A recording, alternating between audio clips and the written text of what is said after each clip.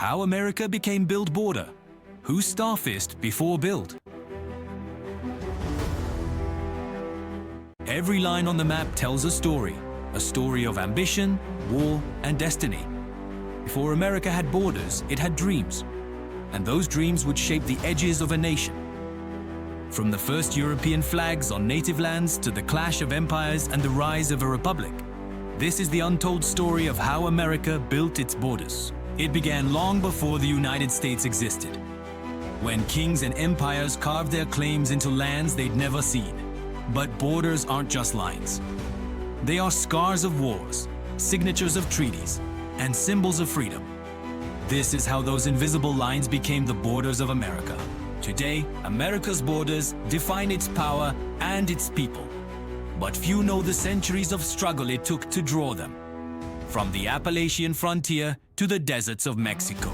From diplomacy to bloodshed.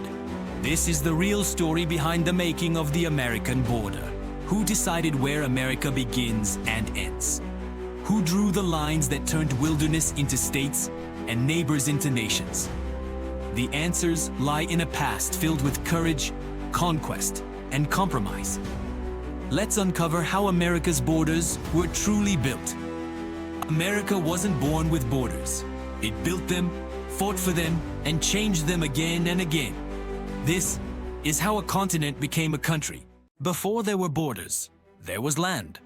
Before there was a United States, there was a continent alive with nations, each bound not by fences or flags, but by rivers, forests, and the sacred memory of the earth itself. For thousands of years before a ship ever crossed the Atlantic, the land we now call America was already home.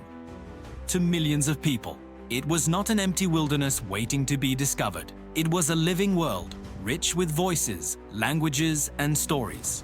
From the frozen tundra of Alaska to the tropical coasts of Florida, native civilizations built their own worlds, vast, complex, and deeply connected to nature. To the east, in the woodlands and river valleys, lived the Iroquois Confederacy. 5 great nations bound by peace and law long before Europe had written constitutions. They called themselves the Haudenosaunee, people of the Longhouse. Their government was a council of equals, where decisions were made through debate, persuasion, and unity. Many historians believe that this confederacy would later inspire parts of America's own system of government. To the south, along the Mississippi River, rose the great city of Cahokia, a metropolis older than London, filled with temples, trade routes, and tens of thousands of people. Here, earthen pyramids touched the sky, and spiritual ceremonies honored the cycles of sun and season. It was a city that thrived centuries before Columbus ever sailed. Further west, across the high deserts and canyons, the ancestral Puebloans built homes into cliffs of red stone, what we now call Mesa Verde and Chaco Canyon. They were astronomers, architects, and farmers who learned to master the harsh desert. Their walls were carved with stories, spirals, animals, and symbols marking time and spirit. Far to the north, the Inuit and Aleut peoples thrived in the Arctic cold, hunting seals and whales, guided by the stars and the ice. Their survival was not conquest, it was balance, a harmony with the world around them. In the vast forests of the Great Lakes, the Ojibwe fished, hunted, and traded across thousands of miles of waterways. They called the lakes the shining mirrors of the earth. Their birch bark canoes would become a symbol of travel and connection across the interior of North America. And in the open plains, long before the horse arrived, the Lakota, Comanche, and Pawnee roamed among the herds of bison, moving with the rhythm of nature's migrations. Comanche, and Pawnee. They were not wanderers without purpose. Their movement was their purpose, a way of life that honored freedom and respect for the land. To the southeast, the Cherokee, Creek, Choctaw, and Seminole peoples built thriving towns, council houses, and trade networks. Their societies were democratic, artistic, spiritual, and deeply organized. The Cherokee alphabet, created centuries later by Sequoyah, would carry their culture through the storms of colonization. Across these lands, there was no single empire, but there was order. No single ruler, but there was balance. Borders were not lines drawn in ink, but natural boundaries. Mountains, rivers, seasons, and stories. When tribes met, they did not argue over property lines. They negotiated alliances, trade, or shared hunting grounds. Territory was sacred, but it was not owned. It was lived in, walked with, spoken to. To many native peoples, the land itself was alive, the sky a parent, the rivers their veins, and the earth their ancestor. Imagine standing on this continent in the year 1400. No borders, no flags, no nations as we know them. Only people, places, and purpose. This was a world guided by relationship, not ownership. From coast to coast, languages flowed like rivers, more than 500 distinct tongues across thousands of miles. Each tribe carried its own story of creation, stories that told them who they were and where they belonged. Some spoke of being born from the earth itself, others from the sky, others from a sacred animal or spirit. These were not myths, they were the maps of identity. But soon, that world would begin to change. Far across the ocean, on a continent called Europe, kings and explorers looked west and saw opportunity, not people. They saw open space, not sovereign nations, and their arrival would redraw everything. Before the border was built, the idea of a border itself did not exist here. No one imagined the land divided, parceled, or sold. To live on the land was to be of the land. When the ships came, they carried more than men and goods. They carried a new way of thinking, a belief that land could be claimed, conquered, and fenced. The collision between these two worlds, one built on harmony, the other on hierarchy, would define the story of America's borders forever. Before there was a border, there was belonging. Before there were nations, there was nature. And before America drew its first line, its land already held the memory of countless generations who lived, loved, fought, and thrived without ever needing a wall to define them. They were the first Americans, not by law or paper, but by life itself.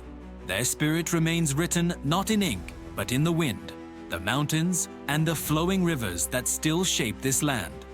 This is where the story begins. Before the maps, before the treaties, before the borders. A continent alive with nations, waiting for the world to find it and change it forever.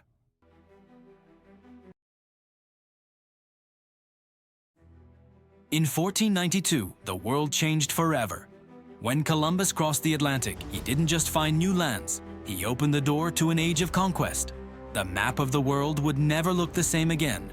At first, it wasn't the United States that claimed these lands, it was Europe. Great empires, thousands of miles away, began to divide a continent they had barely seen. Spain moved first. The Spanish crown claimed vast stretches of territory, from the Caribbean islands to Florida, from Mexico to the deserts of the American Southwest. Spanish conquistadors brought with them the cross, the sword, and the crown. Their mission was threefold: to conquer, to convert, and to control. In the name of God and gold, they toppled empires like the Aztec and the Inca, and they planted missions across lands already rich with life. To the north, France began its own exploration. From the frozen coasts of Canada to the heart of the Mississippi River Valley, French explorers like Jacques Cartier and Samuel de Champlain built trading posts instead of fortresses. They sought partnership, not conquest. Trading furs, forming alliances with native nations, and learning the languages of the land.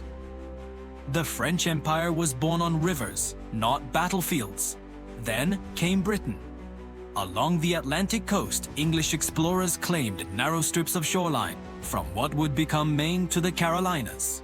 They dreamed of new towns, farms, and fortunes, a New England beyond the sea. But these claims too were written on paper more than on the ground. The forests were deep, the winters harsh, and the people already there, strong and unwilling to vanish. Meanwhile, the Dutch, ambitious merchants of the sea, carved out a small colony between the English and the French. They called it New Amsterdam, at the mouth of the Hudson River, a bustling trading post that would one day become New York City. Across the Atlantic, European kings and mapmakers began drawing lines, bold strokes across empty spaces they barely understood. On their maps, whole nations of native peoples were replaced with royal crests and Latin names. Empires claimed what they had never even seen. To them, this was discovery. To the people already living here, it was intrusion. What began as exploration soon became competition. Each empire wanted more. More land, more gold, more souls to convert. The New World became a battlefield of ambition, But the truth was, these borders were still imaginary. No fences, no armies, just ink, drawn by hands that had never touched the soil. Still, those lines on maps would become destiny, because once the empires began to claim the land, they would soon begin to fight for it. The age of exploration was ending. The age of empires was just beginning. But as ships came and went, carrying gold, spices, and stories across the ocean, something deeper was happening. Something no empire could fully control. Cultures were colliding, worlds were mixing, and the shape of the future United States was beginning to take form, not yet as a nation, but as a meeting ground of civilizations. The Spanish brought horses, cattle, wheat, and Christianity. They also brought iron, guns, and diseases, smallpox, measles, influenza, unseen and unstoppable. Entire native populations vanished within decades, their villages left silent, their stories fading into memory. Yet in many regions, especially in the Southwest, native traditions endured. Pueblos, Apaches, and Navajos adapted, resisting and surviving in ways that would define their descendants for centuries. To the north, French missionaries ventured deep into the wilderness. They followed rivers that wound through endless forests, rivers that would one day shape the boundaries of the United States and Canada. The French saw the land as a living network, waterways instead of walls. Their alliances with the Huron, Algonquin, and other native nations were fragile but lasting. Through trade, trust, and sometimes betrayal, they built a frontier unlike any other, one of dialogue rather than domination. Meanwhile, the English looked to the Atlantic coast and saw opportunity. Their dream wasn't conquest in the same way as Spain's, it was settlement. They imagined towns and farms, a new kind of society free from the struggles of Europe. But their vision would come with its own form of displacement. The first English attempts were desperate and uncertain. In 1585, the Roanoke colony vanished, an entire community lost without a trace. Still, they tried again. By 1607, Jamestown rose along the James River in Virginia. It was a gamble, a fragile outpost surrounded by dense wilderness and native power. And this is where the story of America's borders truly begins to take shape, not just on maps, but in minds. The colonists built wooden fences, marking off plots of land. For the first time, the idea of ownership, European ownership, began to take physical form on American soil. But what was claimed on paper did not match the reality on the ground. To the Powhatan Confederacy, the English were guests, temporary visitors in a shared world. To the English, they were settlers, founders of a new order. Between these two visions, misunderstanding turned to conflict. The Spanish built missions, the French built trading posts, the English built towns, and in each case, native people were caught in the middle of expanding empires. Borders became invisible lines of power, not yet nations, but beginnings of control. Across the continent, change was spreading faster than anyone could stop it. Horses from Spanish ranches escaped and multiplied, transforming native life on the Great Plains. Firearms reached tribes through French trade, shifting the balance of power. The English brought tools, crops, and faith, reshaping landscapes that had stood unchanged for millennia. And though Europe's kings drew their borders with confidence, the truth was chaos. Each empire believed it owned the land, yet none fully ruled it. Nature itself, the forests, rivers, mountains, and seasons decided who survived. The Atlantic Ocean became the Great Bridge and the Great Barrier. Ships crossed endlessly, carrying explorers, settlers, priests, soldiers, and slaves. Africa was pulled into the story as human lives were stolen and sold, their forced labor fueling the dreams of distant kings. The New World was not new at all.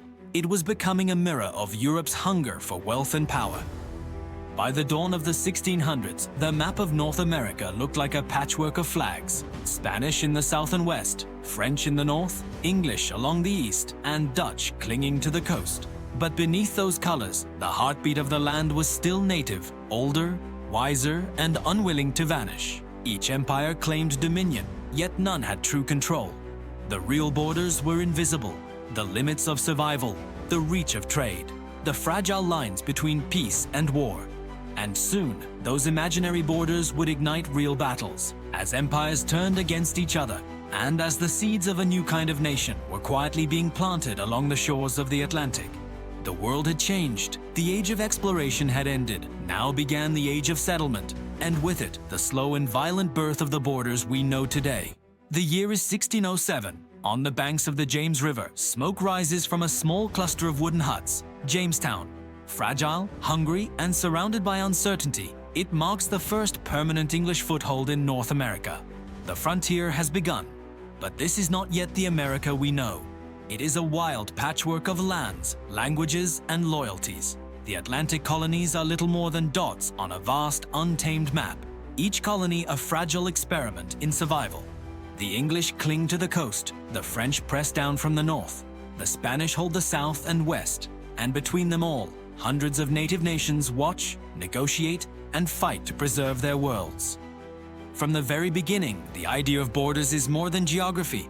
It's about identity, power, and the right to belong. The settlers who came here did not just cross an ocean, they crossed into a new idea, that the land could be divided, owned, and controlled. And in doing so, they began drawing the first real boundaries of what would one day become the United States. In Virginia, tobacco became gold. The plantations stretched farther and farther into native lands, creating invisible lines between English farms and native forests. With every harvest came new tension. Treaties were signed and broken, borders drawn and erased. To the north, in New England, the story was similar, but sharper. Puritans fleeing religious persecution sought to build a city upon a hill. But in their search for purity, they clashed with the Pequot, Wampanoag, and Narragansett peoples. The Pequot War of 1637 marked a grim new era, when borders were enforced not by maps, but by fire. Entire villages were destroyed, lands were seized and renamed. For the colonists, this was victory.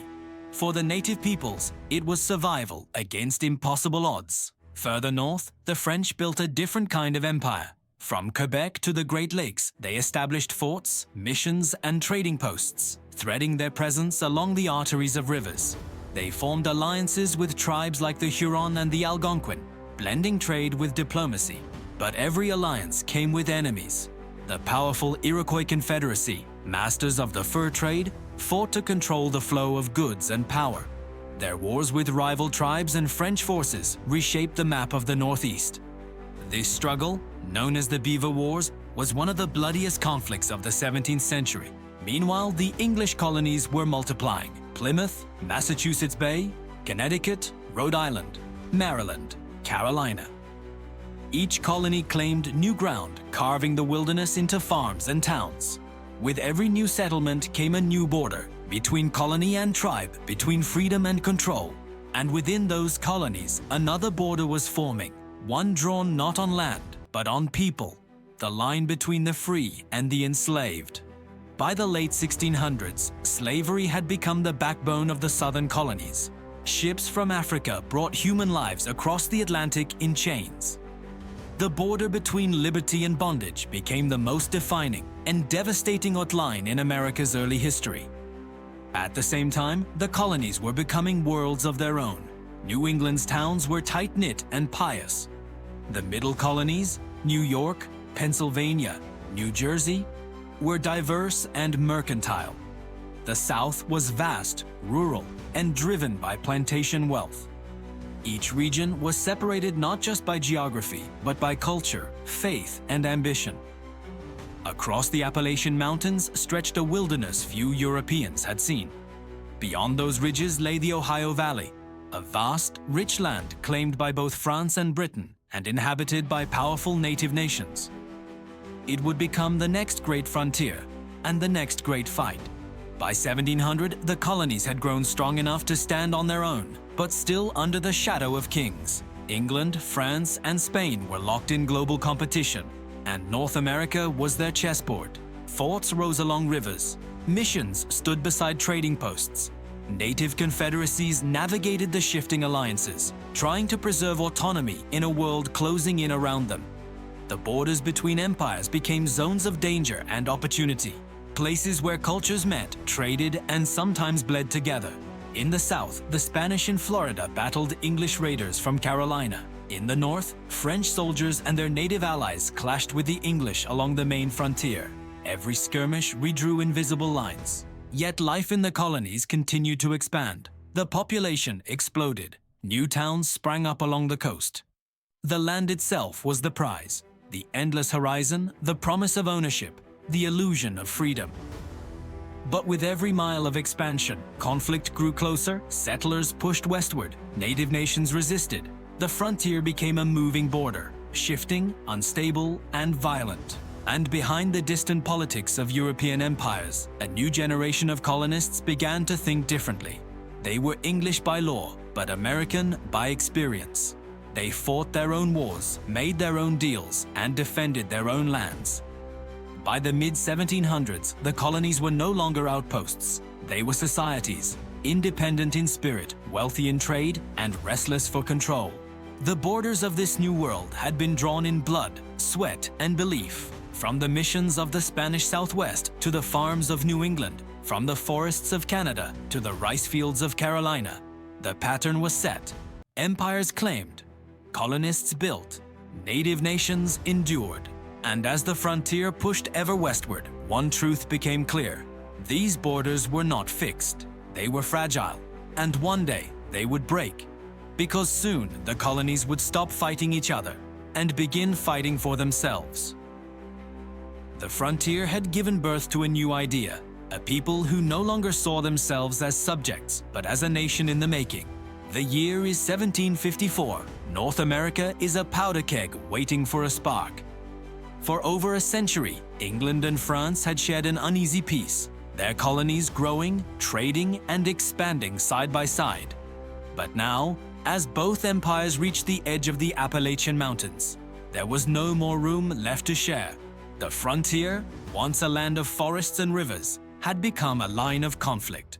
The prize, the Ohio River Valley, a vast, fertile expanse that promised trade, land, and power. Both France and Britain claimed it, both sent soldiers and settlers, and both refused to back down.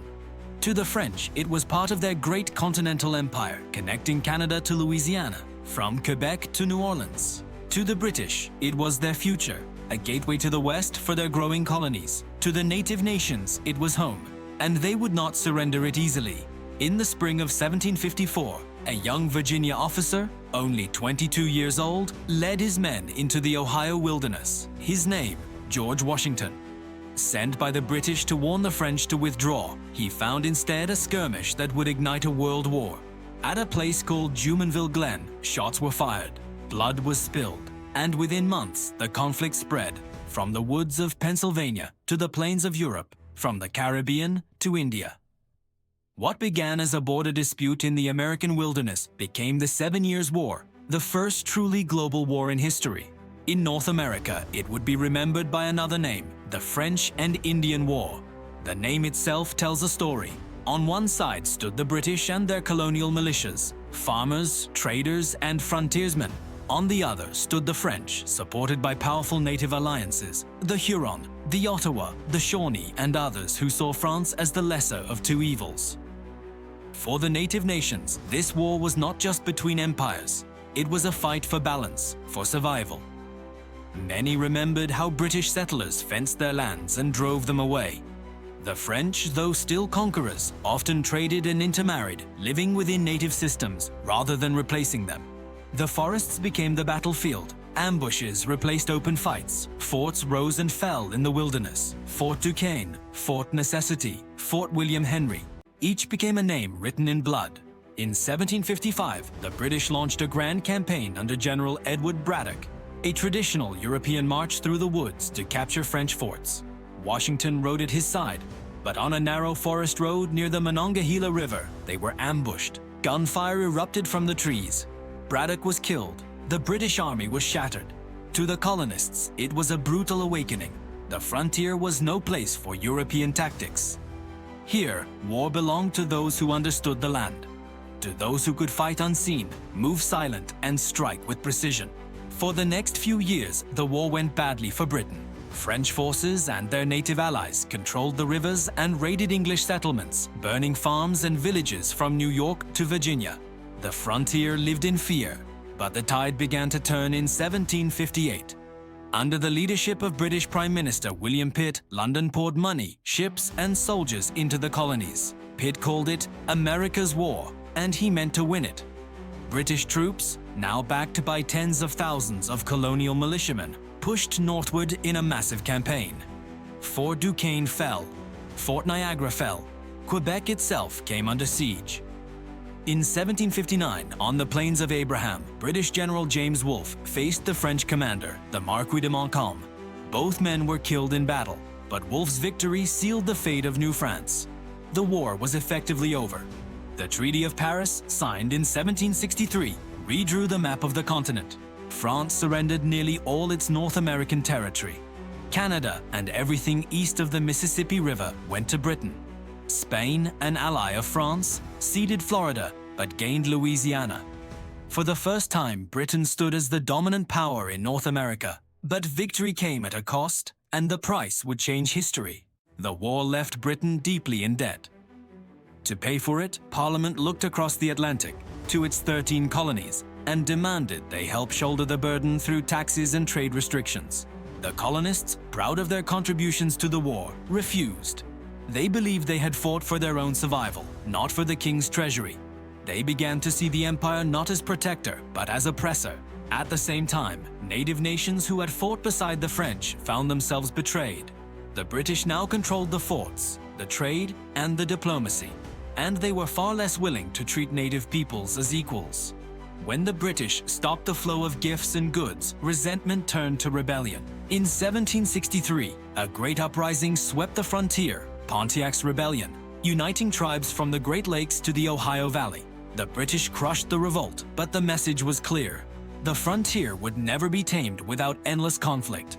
In response, King George III issued the Proclamation of 1763, forbidding colonists from settling west of the Appalachian Mountains. It was meant to keep peace with the tribes. Instead, it enraged the colonists who had fought for that very land. The line drawn by that proclamation, a royal border meant to keep order, became a spark of defiance. The colonists ignored it, pushed west anyway, and began to see that their destiny was no longer bound by the orders of a distant king. The war that had begun to define empires had instead defined Americans. They had learned to fight, to lead, and to see themselves as something more than subjects. The French and Indian War ended the age of empires and began the age of revolution. When the American Revolution ended in 1783, the Treaty of Paris granted the United States land stretching from the Atlantic Ocean to the Mississippi River. For the first time, America had borders of its own. Borders defined not by kings, but by a young republic's ambition. But those lines were not the end of expansion. They were just the beginning. The ink on the treaty was barely dry when settlers, surveyors, and soldiers began pushing westward, chasing opportunity, and testing the limits of the new nation. The Appalachian Mountains had once marked the British boundary. Now, to Americans, they marked the gateway to destiny. The Land Ordinance of 1785 and the Northwest Ordinance of 1787 became blueprints for how the United States would expand, orderly, systematically, and with purpose. Surveyors divided the wilderness into neat rectangles, townships, sections, and lots. Every line on a map represented a promise, land, liberty, and a chance to start anew. But for the indigenous peoples living there, those same lines meant loss. Loss of home, land, and sovereignty. The American frontier was not empty. It was full of nations, forests, and histories thousands of years old. The new republic spoke of freedom, yet it advanced over the freedom of others. Tribes like the Shawnee, Miami, and Cherokee faced relentless pressure. In the Ohio Valley, conflict became constant. The Northwest Indian War, 1785-1795, would pit native confederations against U.S. troops, a brutal contest for control of the frontier. After years of fighting, General Mad Anthony Wayne's victory at the Battle of Fallen Timbers and the Treaty of Greenville in 1795 opened most of Ohio to settlement. The frontier moved again, westward, unstoppable. Then came a new vision, Thomas Jefferson's vision. He saw America not as a small Atlantic republic, but as an empire of liberty stretching from ocean to ocean. Under Jefferson's presidency, that dream took its first monumental step. In 1803, the Louisiana Purchase doubled the size of the United States overnight, $15 million. And suddenly, the Mississippi River was no longer the border. It was the nation's heart. Jefferson sent Meriwether Lewis and William Clark to explore the new lands, not just to map rivers and mountains, but to define the unknown. From St. Louis to the Pacific, they traced the path of destiny. Every mountain pass they crossed, every river they named, brought America's invisible lines closer to becoming real. But again, this expansion came at a cost. Native nations like the Osage, Mandan, and Nez Perce greeted the explorers with a mix of curiosity and caution, knowing the strangers carried both trade and transformation. By 1820, the map of the United States had changed dramatically. New states had joined the Union: Kentucky, Tennessee, Ohio, Indiana, Mississippi, Alabama, Louisiana, Illinois, and Missouri. Each new state redrew the balance of power between North and South, between free and slave. The frontier wasn't just about geography, it was about identity. As settlers crossed the Mississippi and wagon trails carved through wilderness, the question of where America's borders should end, or if they ever would, began to shape politics, culture, and conflict. By the dawn of the 1820s, America had transformed from a narrow band of colonies to a continental dream in progress. The Mississippi no longer marked the edge, it marked the center. The phrase "manifest destiny" had not yet been spoken, but its spirit was already alive, whispering through every plow cutting new soil, every steamboat pushing upriver, every treaty signed and broken. The nation was growing. But with growth came questions that would define its future. Who owned the land? Who belonged within the borders? And how far could America's reach truly go? The West was calling, and for America, destiny was no longer just a dream. It was a direction. This was the era when lines became legacies. The age of expansion, the making of a continental nation. Next, the struggle over expansion turns political and personal, the age of compromise, conflict, and destiny. By the mid-1840s, America's hunger for land had become a national obsession. The dream of manifest destiny, that the United States was destined to spread from the Atlantic to the Pacific, burned in every political speech, newspaper headline, and pioneer's heart. But dreams often come at a cost, and for America, that cost would be measured in blood and borderlines. When the United States annexed Texas in 1845, it inherited not only new territory, but an old dispute. Mexico had never recognized Texas independence after its 1836 revolution, and both nations claimed the land between the Nueces River and the Rio Grande. To Americans, the Rio Grande marked Texas's southern boundary. To Mexico, it was an illegal reach into their own soil. This disagreement would ignite one of the most transformative wars in American history, the war that built the border. In 1846, President James K. Polk sent U.S. troops under General Zachary Taylor to the Rio Grande. When Mexican forces crossed the river and attacked a small American detachment, Polk declared that American blood has been shed on American soil.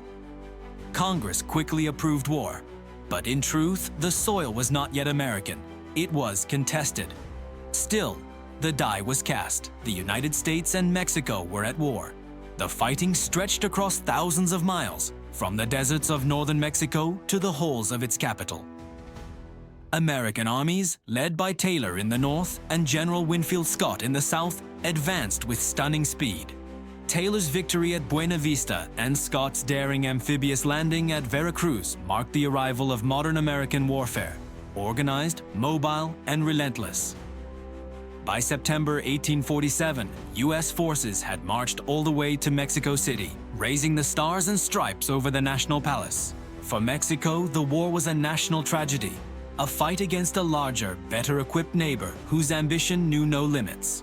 For the United States, it was a moment of triumph shadowed by moral unease. Even as soldiers celebrated victory, many Americans, including a young congressman named Abraham Lincoln and writer Henry David Thoreau, condemned the war as an act of aggression and conquest. When the war ended with the Treaty of Guadalupe Hidalgo in February 1848, the map of North America changed forever. Mexico ceded nearly half its territory to the United States, more than 500,000 square miles of land that would become California, Nevada, Utah, Arizona, and New Mexico, along with parts of Colorado and Wyoming. In one stroke, America reached the Pacific Ocean. The dream of manifest destiny had been fulfilled. And the modern US-Mexico border had been born. But borders are never just lines, they are legacies. The Treaty of Guadalupe Hidalgo promised that Mexicans living in the newly acquired lands would be granted citizenship and protection for their property. In reality, many lost both. Land titles were challenged, communities displaced, and generations of Mexican Americans became strangers in their own homeland. In the years that followed, one final adjustment would solidify the line. In 1853, the United States purchased a small strip of desert land from Mexico for $10 million, the Gadsden Purchase. This territory, running along southern Arizona and New Mexico, provided a route for a southern transcontinental railroad. More importantly, it finalized the southern border we recognize today, the Rio Grande to the west, the Gila River to the east, and the straight line running to the Pacific. The war with Mexico was a turning point, the moment when America's continental ambitions were complete. But it also planted the seeds of division. The new territories reopened the fierce debate over slavery's expansion, pushing the nation toward another, bloodier conflict. The border built in 1848 still defines not only geography but identity. Between two nations forever linked by history, culture, and conflict, it is the border that shaped the American West, the one that remains a political and human flashpoint to this day. By the time the dust settled, America had doubled its size, extended its reach, and drawn the lines that still define it. The dream of expansion had been realized, but not without consequence. For Mexico, it was a loss of half a nation. For the United States, it was the creation of a continental empire and the beginning of a border that would shape its destiny for centuries to come. Next, the gold rush, the rise of California, and how the new Western lands transformed the meaning of America itself. While the southern border of the United States was forged through war and conquest, the northern border took shape through diplomacy, patience, and compromise.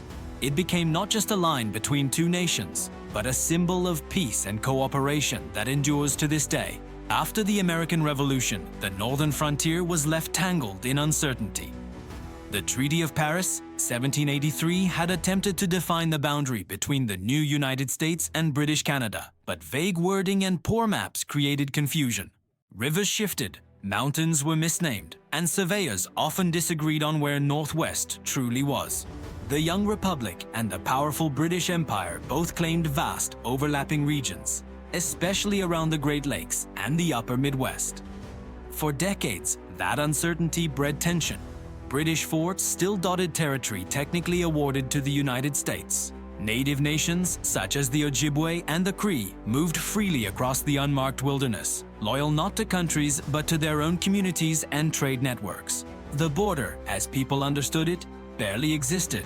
Then, in 1812, war erupted again between the US and Britain. A second struggle for independence fought across the Great Lakes, the Canadian frontier, and even Washington, D.C. When peace finally returned in 1815, both nations were exhausted. Neither had gained much, but out of that shared fatigue came something rare in history, a mutual understanding that the future lay in peace, not in conflict.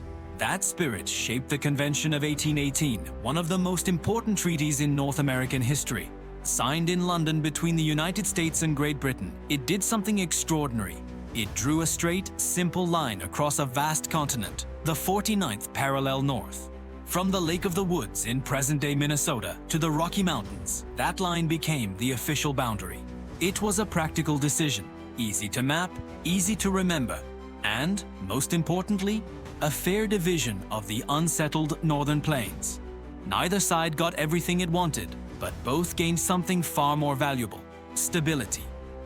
For the first time, the United States had a defined, peaceful northern limit, one respected by two powerful nations.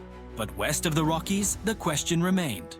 The Pacific Northwest, known then as the Oregon Country, was still claimed by both Britain and the United States. For decades, settlers, traders, and explorers from both nations lived side by side in a region of uncertain sovereignty. American pioneers pushed west along the Oregon Trail, while British fur traders under the Hudson's Bay Company built posts and forts. Tensions rose in the 1840s as America's population surged westward under the banner of Manifest Destiny. Politicians called for full control, chanting 54-40 or fight, a reference to the northernmost latitude of America's claim. But once again, diplomacy triumphed over aggression.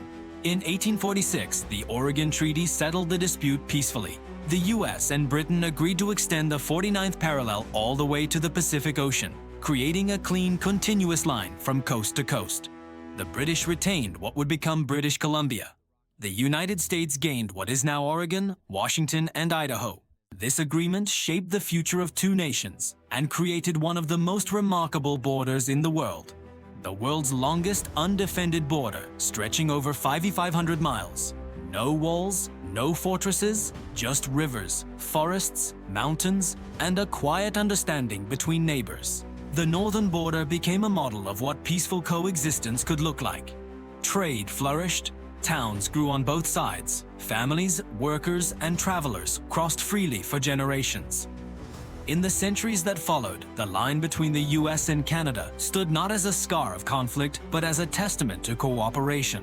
Unlike the fiery birth of the southern border, America's line with Canada was built on respect, not rivalry, on negotiation, not bloodshed. It became proof that borders could define nations without dividing humanity. By the mid-19th century, the United States had finally secured its continental frame, east to west, north to south. Yet the meaning of those lines, and the lives shaped by them, would continue to evolve. For every line on the map was more than geography. It was history, identity, and destiny written into the land itself. By the end of the 19th century, America's borders no longer stopped at the continent. The age of frontier expansion was ending, but a new era was beginning. One that would take the United States far beyond its mainland shores and transform it from a continental republic into a global power. For more than a century, the United States had looked inward, clearing forests, crossing mountains, and building towns from the Atlantic to the Pacific. But as the frontier closed, ambition turned outward. The same drive that had carried pioneers across the plains now looked toward oceans and islands. America's story was no longer just about the land beneath its feet. It was about its place in the world. In 1867, the first great leap came from an unexpected place, the frozen Northwest. That year, Secretary of State William H. Seward negotiated the purchase of Alaska from Russia for $7.2 million, roughly 2 cents an acre. Critics mocked it as Seward's folly and Seward's icebox, seeing nothing but snow and emptiness. But Seward saw something else: strategic value, natural wealth, and future promise. Over time, he would be proven right. Alaska's vast resources, gold, oil, fish, timber, and minerals, would become essential to the American economy. And strategically, it would secure the nation's northwest border, giving the US a critical foothold near Asia and the Arctic. The purchase of Alaska symbolized a shift in mindset. America was no longer content with continental borders. Its vision, like its commerce, was expanding across the seas. 3 decades later, that vision would stretch across the Pacific. In 1898, the United States formally annexed Hawaii, a chain of islands more than 2,000 miles from California. For decades, American missionaries, merchants, and planters had lived there, blending commerce with influence. When political unrest erupted and Queen Liliuokalani attempted to restore Hawaiian sovereignty, American interests, backed by US Marines, overthrew the monarchy. The islands became a US territory and eventually, in 1959, the 50th state. Hawaii was more than just a tropical paradise. It was a strategic gem, a vital refueling point for ships crossing the Pacific. With Hawaii, the United States planted its flag deep into the ocean, the gateway between America and Asia. But the most dramatic expansion came at the close of the 19th century, through war. In 1898, the Spanish-American War erupted after the mysterious explosion of the USS Maine in Havana Harbor. The cry, "Remember the Maine," swept across the nation. In just a few months, American forces defeated Spain's crumbling empire, and the United States emerged as a global power almost overnight. From that brief war came new territories: Puerto Rico, Guam, and the Philippines. Cuba, though technically independent, fell under heavy American influence. For the first time, the United States possessed colonies across the Caribbean and the Pacific. These gains sparked intense debate. Some Americans saw it as the fulfillment of destiny, the next step in national greatness. Others saw it as a betrayal of the Republic's founding ideals, fearing that empire abroad would corrupt liberty at home. Figures like Mark Twain and Andrew Carnegie warned that America was trading freedom for power, yet history moved forward. By 1900, the US flag flew over islands thousands of miles apart. The borders of the nation were no longer drawn only on land. They spanned oceans, harbors, and distant horizons. The United States had become a global empire in all but name, stretching from the Caribbean to the Pacific, with territories and protectorates scattered like stepping stones across the seas. Alaska guarded the north, Hawaii bridged the Pacific, Puerto Rico anchored the Caribbean, Guam and the Philippines opened the gates to Asia. For the first time, America's borders were no longer just about defense or expansion. They were about influence, trade, and global reach. The once isolated republic of the 18th century had become a player on the world stage by the dawn of the 20th. The American frontier had closed, but a new one had opened across the oceans. And with it came new responsibilities, new rivalries, and new definitions of what it meant to be a nation with borders that touched the world. By the dawn of the 20th century, the United States had finally defined its borders, but keeping them secure and managing what crossed them became the new frontier. The age of conquest had ended, the age of control had begun. Borders were no longer just lines on a map. They became living, breathing systems shaped by migration, security, and politics. At the start of the century, America's borders were vast, open, and loosely enforced.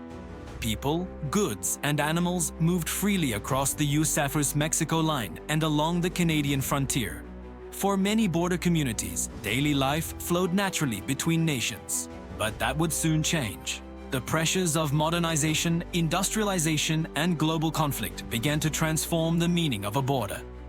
During World War I, new fears of espionage and smuggling led the government to tighten control. In 1917, Congress passed the Immigration Act, imposing literacy tests and entry restrictions for the first time. That same year, the United States began organizing the earliest forms of border enforcement. By 1924, the U.S. Border Patrol was officially established. Its mission to stop illegal crossings, especially along the southern border. At first, enforcement was limited. Small patrol units on horseback or in dusty Model T Fords watching endless miles of desert. But the foundations had been laid. The U.S.-Mexico border was becoming a regulated frontier, no longer an open passage, but a controlled gate between worlds. Yet even as America tightened its borders, it depended on the people who crossed them. During World War II, the U.S. faced severe labor shortages. Due to keep farms and railroads running, it launched the Bracero program in 1942, a temporary agreement with Mexico that allowed millions of Mexican workers to enter the United States legally. For 2 decades, these laborers became the backbone of American agriculture. The program blurred the meaning of the border. It was both open and closed, welcoming and restrictive. When it ended in 1964, illegal crossings surged, setting the stage for decades of political and humanitarian debate. As the 20th century progressed, the US-Mexico border grew increasingly defined by contrast. Prosperity on one side, poverty on the other. Opportunity met by desperation. Cities like Tijuana, Juarez, El Paso, and San Diego became flashpoints of culture, trade, and migration. The border was no longer a distant line. It was a mirror reflecting America's identity and contradictions. By the 1990s, migration, drug trafficking, and national security concerns pushed border policy into the spotlight. In 1994, the U.S. launched Operation Gatekeeper, Hold the Line, and Safeguard, federal efforts to reinforce the most trafficked areas with fences, lights, and patrol roads. These operations made the border more visible than ever, forcing crossings into remote deserts, where danger, not enforcement, became the greatest deterrent. Then came September 11, 2001. The terrorist attacks transformed America's sense of security and reshaped its borders. The creation of the Department of Homeland Security merged immigration, customs, and border agencies into a unified system. The US began investing heavily in surveillance, drones, biometric tracking, and electronic fences. Borders were no longer just physical, they became digital. In 2006, Congress passed the Secure Fence Act, authorizing hundreds of miles of additional fencing and modern technology. What began as a loose boundary 2 centuries earlier was now among the most monitored borders in the world. The debate reached new heights in the 2010s and 2020s, when the idea of a border wall dominated American politics. For some, it symbolized safety, sovereignty, and law. For others, division, fear, and exclusion. Across administrations, construction expanded in parts and stalled in others. The argument wasn't just about the wall itself. It was about what kind of nation America wanted to be. Today, the US-Mexico border stretches nearly 2,000 miles, crossing deserts, rivers, mountains, and communities. It is guarded by tens of thousands of agents, watched by cameras, drones, and satellites. Yet for all its complexity, it remains a human frontier, where families, workers, and migrants still seek hope on one side and opportunity on the other. Every checkpoint, every fence post, and every patrol vehicle represents more than enforcement. They are the latest chapters in a centuries-long story of movement, migration, and meaning. The border that began as a vague line on a map is now a living symbol of America's strength, its contradictions, and its enduring struggle to balance openness with security. The story of America's borders is the story of America itself, from exploration to empire, from expansion to enforcement. What began as a dream of freedom grew into a system of control. Yet through every century, one truth remains.